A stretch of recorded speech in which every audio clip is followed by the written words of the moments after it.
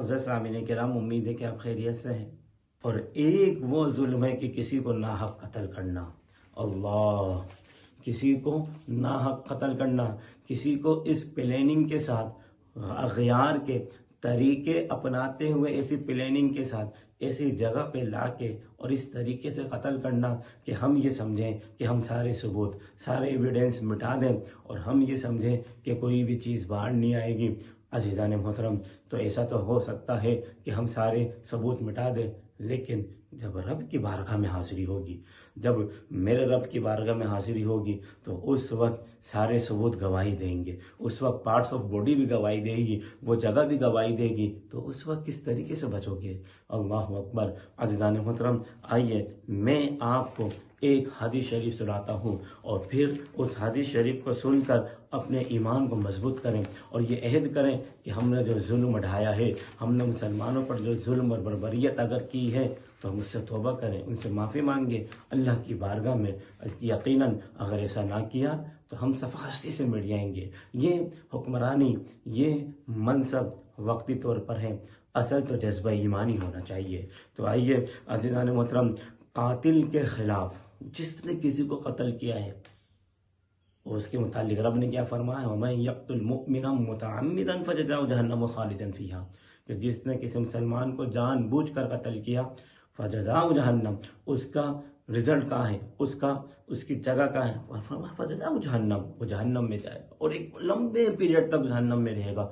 اللہ اکبر۔ اب آئیے، قاتل کے خلاف کلمہ طیبہ گواہی دے گا، وہ کس طریقے سے؟ عزیزان محترم، ایک مرتبہ دوران جہاد کسی کافر کو ایک مسلمان نے قتل کر دیا، اور وہ کافر نے کلمہ پڑھ لیا تھا، مسلمانوں نے غلط فہمی میں اس کو قتل کر دیا۔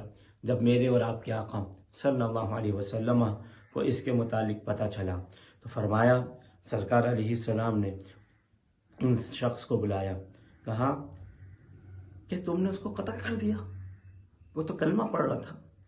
تو آقا صلی اللہ علیہ وسلم کے وہ الفاظ سنیں اور پھر یاد کریں کہ جو ظلم ڈھایا جاتا ہے، جو ہم نے اگر کسی پر ظلم کیا ہے تو غور فکر کریں۔ فرمایا میرے آقا نے، فَكَيْفَ تَصْنَعُ بِلَا إِلَٰهَ لَا إِلَٰهَ إِلَّا اللَّهُ إِذَا جَاءَتْ يَوْمَ الْقِيَامَةِ فَكَيْفَ تَصْنَعُ، فرمایا اس وقت تم اپنا دفاع، اپنے آپ کو کس طریقے سے بچاؤ گے کہ جب قیامت کے دن یہ کلمہ طیبہ، جو کلمہ طیبہ اس شخص نے پڑھا، فرمایا فَكَيْفَ تَصْنَعُ بِلَا إِلَٰهَ لَا إِلَٰهَ إِلَّا اللَّهُ، کہ جب قیامت کے دن یہ کلمہ طیبہ، کیسے تم اپنے آپ کو اللہ کی بارگاہ سے بچاؤ گے، کیسے دفاع کرو گے جب قیامت کے دن یہ کلمہ طیبہ، جو کلمہ طیبہ پڑھنے والا جو مسلمان ہے، تو وہ کلمہ طیبہ اللہ کی بارگاہ کے اندر دعویٰ کرے گا۔ اللہ اکبر۔ مقتول کے ساتھ جو ظلم کیا ہے تم نے، ایک قاتل شخص، تو یہ کلمہ جو ہے رب کی بارگاہ میں دعویٰ کرے گا۔ تو حبیب کریم علیہ السلام نے فرمایا تم کیسے اپنے آپ کو بچاؤ گے؟ 3 دفعہ ان الفاظ کو دہرائے کہ فرمایا فَكَيْفَ تَصْنَعُ بِلَا إِلَٰهَ لَا إِلَٰهَ إِلَّا اللَّهُ إِذَا جَاءَتْ يَوْمَ الْقِيَامَةِ، کہ اس وقت تم اپنا دفاع کیسے کرو گے جب قیامت کے دن کلمہ طیبہ اللہ کی بارگاہ میں اس کی طرف سے تمہارے خلاف دعویٰ کرے گا۔ اللہ اکبر، تمہارے خلاف دعویٰ کرے گا۔ تو جو کیا وہ ایک قتل ہو، کیا وہ 100-200 قتل ہوں، اور مسلمان کو مارے اور یہ سمجھے کہ ہم اللہ کی گرفت سے بچ جائیں گے، نہیں نہیں نہیں، وہ بڑا غیور ہے، وہ کسی کو بھی نہیں چھوڑے گا۔ عزیزان محترم، تو فرمایا کہ یہ کس طریقے سے تم اپنے آپ کو سیف سائڈ سمجھو گے؟ فرمایا یا رسول اللہ آپ دعا فرمائیں۔ حضور علیہ السلام ان الفاظ کو بار بار دہراتے جاتے ہیں۔ اللہ اکبر۔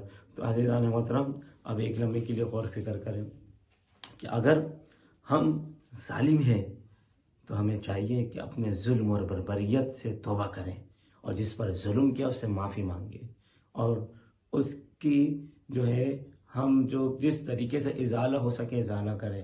اللہ ہمارا حامی و ناصر، اللہ ہمیں ظالم شخص نہ بنائے۔ کہ ظالم کبھی بھی نہیں بچ سکتا.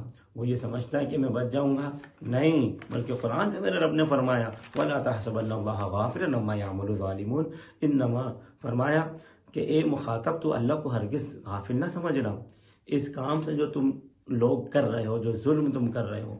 فرمایا یعنی کہ اللہ فوراً عذاب کیوں نہیں دیتا؟ اب سوال یہ پیدا ہوتا ہے. فرمایا انما یؤخرهم لیوم تشخص فیہ الابصار، اللہ تو ان کو صرف اس وجہ سے مؤخر کر رہا ہے، مہلت دے رہا ہے ایک ایسے دن کے لیے جس دن نگاہیں پھٹی کی پھٹی رہ جائیں گی. اللہ اکبر. نگاہیں فرمایا تشخص فیہ الابصار، کھلی کی کھلی رہ جائیں گی.